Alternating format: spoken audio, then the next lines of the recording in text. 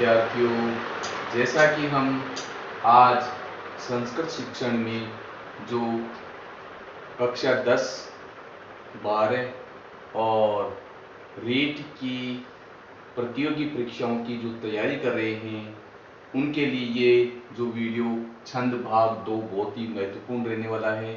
विद्यार्थियों, जल्दी अपने जो चैनल है उसको सब्सक्राइब करके शेयर कर दीजिए, ताकि जो अपने मित्र साथी हैं उनको भी इस वीडियो का लाभ मिले।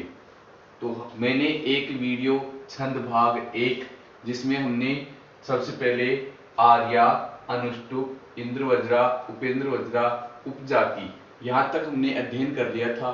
आज हम छंद भाग 2 में वंशस्थम, धूर्त विलंबितम, भुजंग प्रयातम, वसंत तिलका, मालिनी, मंदाक्रांता और शिखरणी, इन छंदों के लक्षण और उदाहरणों के बारे में हम जानेंगे कि इनकी पहचान हम किस प्रकार करेंगे। ये जो छंद हैं जिनका हम अध्ययन करने जा रहे हैं, ये सभी के सभी वर्णिक छंद हैं और इनको हम वर्णों के आधार पर इनकी पहचान की जाएगी। तो सभी को हम वर्ण गिन करके इनकी पहचान कर सकते हैं, और जिन वर्णों में, जिन छंदों में वर्ण समान होंगे, उनके हम गण विचार करके इनको जान पाएंगे। आइए विद्यार्थियों, हम बिना देरी किए हुए हम अपने उद्देश्य की ओर बढ़ते हैं।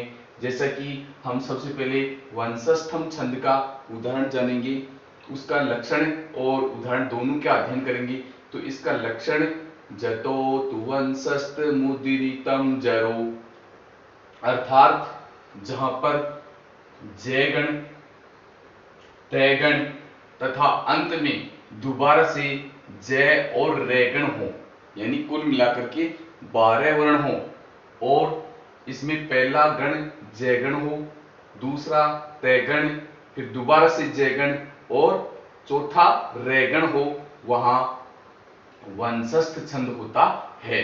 जिस प्रकार से लक्षण में भी ये गण विचार किया गया है, जैसे पहला लघु, गुरु, लघु, यानी जयगण का जय भा ने, दूसरा जो वर्ण आया है गुरु, गुरु, लघु, तयगण ता रा जय, फिर दोबारा तीसरा जो गण आएगा वो लघु, गुरु और लघु, लघु गुरु लघु का मतलब जय भा ने, जयगण हो गया, और अंत में जो आएगा रा जय भा, यानी गुरु, लघु और गुरु, इस प्रकार से रेगण होगा।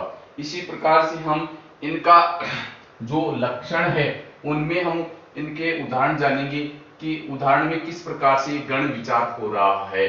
जैसे इसमें ए का लघु, से के ऊपर अनुस्वार है, ये अनुस्वार होने के कारण यहाँ पर गुरु हो गया, फिर से लघु, इस प्रकार से यहाँ जो गण आया है जयगण बैठ रहा है हमारा, ये जयगण आ गया, और जो दूसरा गण होगा वो जयगण के बाद तयगण होगा, तो तयगण में ये के ऊपर अनुस्वार है इसलिए ये गुरु हो गया, क्षय ये संयुक्त वर्ण आ गया, और इससे पहले अर्धवर्ण तय, तो ये भी गुरु हो गया, और तय ये लघु हो जाएगा। इससे प्रकार से जो ये गण बनेगा ताराजय, तयगण हो जाएगा। तो ये तो हो गया आपका जयगण, ये हो गया आपका तयगण, और अंत में रे पैरी, रे पैरी, इस प्रकार का ये जो गण होगा, रे, यहां तय और रे को लघु, और यहां पर गुरु, क्योंकि ये अर्धवर्ण आ गया, इससे आगे गय, ग्रह, गय अर्धवर्ण है और रे, इस प्रकार से ये लघु, गुरु, लघु, तो ये जय भा ने, जयगण हो जाएगा। इसी प्रकार से जो अगला गण निकलेगा वो रिग्रह है, और है क्षमा, है ये अर्धवर्ण आ जाएगा, क्षय संयुक्त वर्ण है इसलिए ये गुरु हो जाएगा, और क्षमा लघु, और ये मां का गुरु, इस प्रकार से जो ये गण बनेगा वो रा जय भा रे गण हो जाएगा। तो ये जो हमारा सूत्र है, इस सूत्र के हिसाब से ये गण विचार होंगे, ये मा ता रा जे भा ने से ले गे मैं। इस सूत्र को हम याद रख लेंगे तो हमारे जो गण विचार होंगे इसी सूत्र के ऊपर आधारित होंगे। अब जैसे उदाहरण में हमने जाना कि जयगण, जयगण के बाद में तयगण, तयगण के बाद में फिर दोबारा से जयगण और रेगण आ गया। इसका मतलब ये वंशस्थ का उदाहरण है। और ये हम ऐसे भी वर्ण गिन करके भी जान लेंगे। 12 वर्ण होंगे और 12 वर्ण गिनने के बाद में हमारे 3 छंद आएंगे, वंशस्थ, धूर्त, विलंबित और भुजंग प्रियतम। इन तीनों छंदों में 12-12 वर्ण होते हैं। तो 12 वर्ण होने के बाद में हम जानेंगे कि जिसका पहला गण जयगण आ जाएगा वहां वंशस्थ होगा। तो 12 वर्ण गिनने के बाद में हमें पता चलेगा कि जिसमें पहला गण जयगण आ गया तो ये मतलब ये होगा कि वहां पर वंशस्थ छंद होगा। और यदि 12 वर्ण गिन लें और सभी में यह गण हो तो वहां पर भुजंग प्रयत्न छंद हो जाएगा। तो इसका भी हम जानेंगे, भुजंग प्रयत्न चतुर्विधीय कार्य। और इसी प्रकार से 12 वर्ण गिन लेंगे और गिनने के बाद में यदि पहला गण नयगण होगा वहां पर धूर्त विलंबित छंद होगा। तो ये 3 छंद है हमारे पास, वंशस्थ, धूर्त, विलंबित, भुजंग प्रयत्न। 3 छंदों में 12-12 वर्ण होते हैं। लेकिन हमें अंतर यह याद रखना है कि वंशस्थ में पहला गण जयगण होगा, धूर्त विलंबित में पहला गण नयगण होगा और भुजंग प्रयत्न में चारों ही यह गण होंगे। तो हम चारों, ये जो 3 छंद हैं हमारे पास, तीनों छंदों की अलग अलग पहचान हो जाएगी। अब हम जो धूर्त विलंबित है उसकी लक्षण को जानते हैं। लक्षण हमारे पास है, धूर्त विलंबित महान भोगरो। धूर्त विलंबित जो छंद होता है वो धूर्त विलंबितम आ है, आ है का अर्थ होता है कहना। धूर्त विलंबित छंद कहते हैं, किसको कहते हैं? जिसमें नयगण हो, भयगण हो, फिर दोबारा से भयगण हो और अंत में रेगण हो, वहां पर भुजंग प्रयत्न छंद कहलाता है। जैसे अब यहां पर हम ये जो हमारा उदाहरण है इसमें हम गण विचार करेंगे और गण विचार में ये जो अर्ध ह्रस्व स्वर होगा, ह्रस्व स्वर जिसमें मिला हुआ होगा उसके लिए लघु, और भी के लिए भी इसमें भी ह्रस्व स्वर है इसलिए ये भी लघु। मु ये भी ह्रस्व वर्ण है इसलिए ये लघु हो जाएगा। और खे, खे के लिए गुरु, मैं लघु, ये लघु। और से के बाद में अर्धवर्ण आ गया इसलिए ये गुरु हो जाएगा। यहां पर गुरु, से आगे है री, री ह्रस्व वर्ण है इसलिए लघु। तय ये भी लघु हो जाएगा। फिर मी गुरु हो जाएगा यहाँ पर गुरु, क्योंकि यहाँ पर अर्धवर्ण भी है और मी ये ह्रस्व स्वर भी है, दीर्घ स्वर है इसलिए गुरु हो गया। और क्षी ये लघु, क्योंकि ये लघु, इसमें जो क्षी और ये संयुक्त वर्ण है और तय, तय के ऊपर अनुस्वार है इसलिए ये अंतिम जो वर्ण होगा वो गुरु ही माना जाता है। अब इस प्रकार से हम यहाँ गण विचार करें तो ये नयगण हो गया। और फिर इस प्रकार से यहाँ पर हम विचार करेंगे तो रा, ये जो सूत्र है हमारे पास है भा ने से, भा ने से, तो ये भयगण हो गया, भा ने से भयगण हो गया। फिर भा ने से भयगण, और ये अंत में जो मध्य गुरु है, मध्य गुरु राजे भा, राजे भा रे गण में मध्य गुरु होता है। इस प्रकार से जो हमारे पास जो उदाहरण है उसमें यहाँ पर नयगण आ रहा है, नयगण के बाद में 2 भयगण हो गए और अंत में यहाँ रेगण हो गया। इसका मतलब ये हुआ कि जो हमारे पास जो उदाहरण है उसमें जो हमारा छंद होगा वो धूर्त विलंबित होगा। इस प्रकार से हम इसकी पहचान करेंगे। तो सीधी से तरीके से मैंने आपको बताया ट्रिक में कि आप 12 वर्ण गिनो और 12 वर्ण गिनने के बाद में यदि पहला गण जिसमें जयगण बैठ रहा है तो डायरेक्ट वंशस्थ छंद पर आएंगे, और जिसमें पहला गण नयगण बैठ रहा है उसमें धूर्त विलंबित पर आएंगे, और जिसमें चारों ही ये गण हैं तो उसमें तो निसंकोच हम भुजंग पर्यायतम छंद में ही आ जाएंगे। इस प्रकार से हम तीनों छंदों की हम अलग अलग पहचान कर लेंगे। तो जैसे यहाँ पर ये गण के बारे में विचार करते हैं, मैं, हे, से, सु, रे, से, दी, ने, सो, फिर सी, दे, व। इस प्रकार से ये चारों ये गण हैं। तो ये गण होने के कारण यहाँ पर भुजंग पर्यायतम छंद होगा। सीधी सी पहचान है कि जिसमें चारों ये गण हो वहां भुजंग पर्यायतम छंद होता है। चलो अब विद्यार्थियों हम अगले छंद की ओर बढ़ते हैं, जो हमारा छंद है वसंत तिलका छंद। अब वसंत तिलका का जो लक्षण होता है वो उगता वसंत तिलका तब जा जगोगे। उगता, उगता का अर्थ कहते हैं।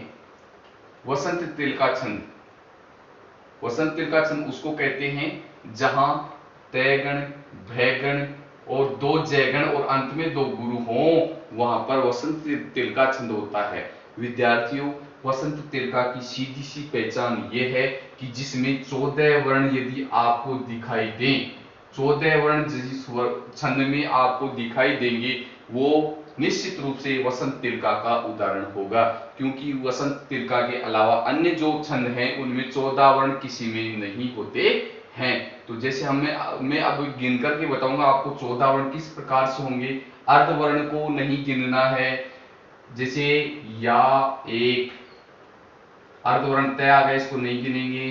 ये, कै, तो, ये दोनों अर्ध वर्ण है, इसको नहीं गिनेंगे। तय, सी, ख, रे, पै, ती, रो, से, छी, ना। इस प्रकार से 1 2 3 4 5 6 7 8 9 10 11 12 13 14। तो प्रत्येक पद में 14 वर्ण जहां हो वहां वसंत तिलका छंद होता है। ये इसकी सीधी सी पहचान है।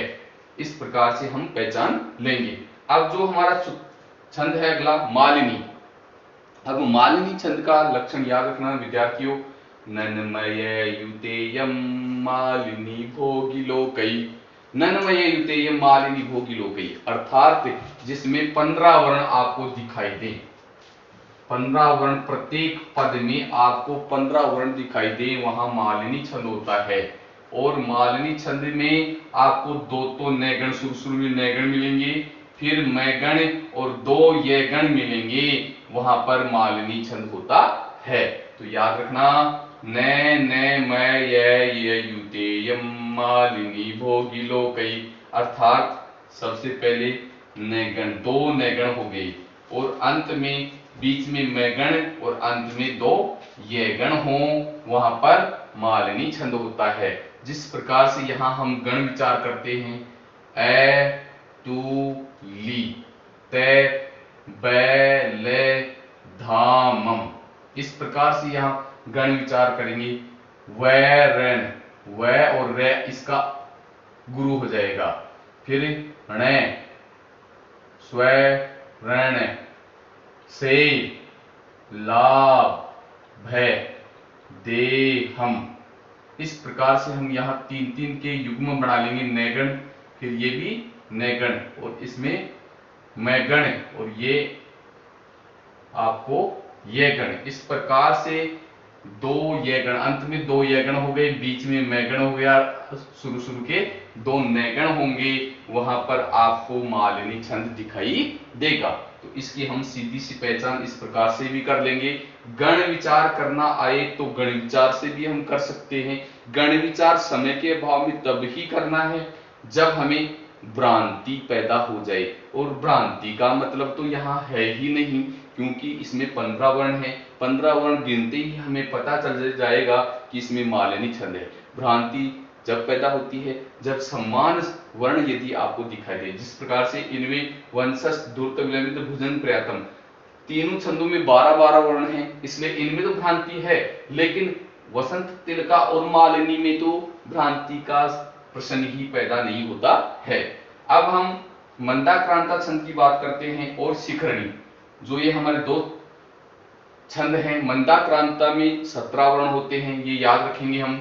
मंदाक्रांता में 17 वर्ण होते हैं। इसी प्रकार से शिखरणी में भी 17 वर्ण ही होते हैं। तो 17 वर्ण के 2 छंद हो गए। अब इनमें थोड़ी भ्रांति उत्पन्न होगी हमारे पास, लेकिन मित्रों याद रखना, मंदाक्रांता छंद में आपको मंदाक्रांता यानी मैं से ही प्रारंभ हो रहा है और इसका गण भी मैं ही होगा। पहला गण आपको मैं ही मिलेगा, तो वो मंदाक्रांता का उदाहरण होगा। 17 वर्ण गिनने के बाद में आपको पहला गण यदि मैं मिल रहा है तो वहां मंदाक्रांता छंद होगा।